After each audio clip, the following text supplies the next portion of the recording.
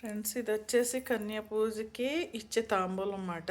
తాంబూలం అంటే తాంబూలం ఉండదు, శనగలు, కేసరి, ఇది పాయసం, పూరి, అరటిపండు, ఆ చిన్న చిన్నవి అవన్నీ అనమాట. అవన్నీ ఒక చిఫ్ ఇట్లా ఉంటుంది అన్నమాట వాళ్ళకి ఇచ్చేది.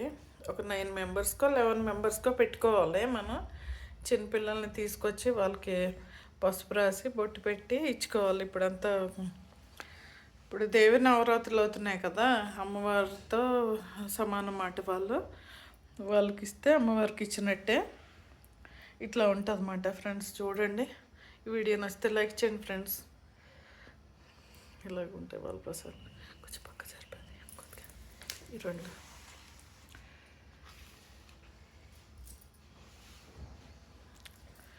Thank you friends.